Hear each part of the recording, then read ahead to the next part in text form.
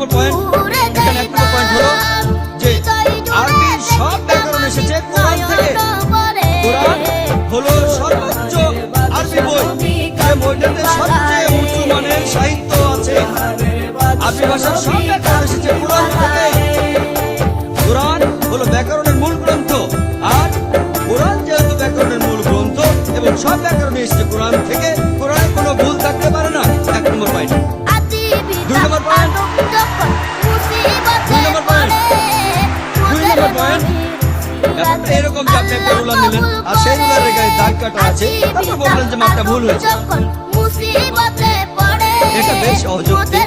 2 নম্বর point, আরবে বিভিন্ন আলাদা আলাদা গোত্রে, আপনি যদি আরবি জানেন, আর ডক্টর উইলিয়াম ক্যাম্বেল আমার সাথে একমত হবেন যে আরবের গোত্রগুলোর মধ্যে ব্যাকরণ মাঝে মধ্যে বদলে যায়। কিছু কিছু আরবীয় গোত্রে যে শব্দটা স্ত্রীবাচক, অন্য আরেক গোত্রে সেটাই পুরুষবাচক। একই শব্দ, তবে গোত্রভেদে ব্যাকরণ বদল হতে থাকে, এমনকি শব্দের লিঙ্গ বদলে যায়। তাহলে আপনি কি কোরআনকে সবগুলো ব্যাকরণ দিয়ে পরীক্ষা করবেন? না।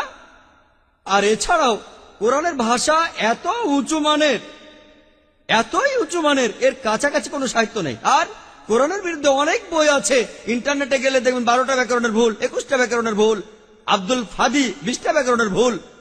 আপনাদের কি ধারণা খ্রিস্টানরা এই ভুলগুলো বের করেছে? কারাই ভুল বের করেছে? জানেন কারা করেছে?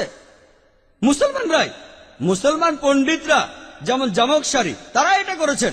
কোরআনের ব্যাকরণ এত উঁচু মানের যে কোরআনের ভাষা মাঝে মধ্যে প্রচলিত আরবির বিরুদ্ধে যায়। কোরআনের ব্যাকরণ এত উঁচু মানের, কোরআনের ব্যাকরণ এতই উঁচু মানের, এজন্য তার উদাহরণ দিয়েছে। আমিও একটা উদাহরণ দেব, এতে আপনারা সবগুলো উত্তর পেয়ে যাবেন।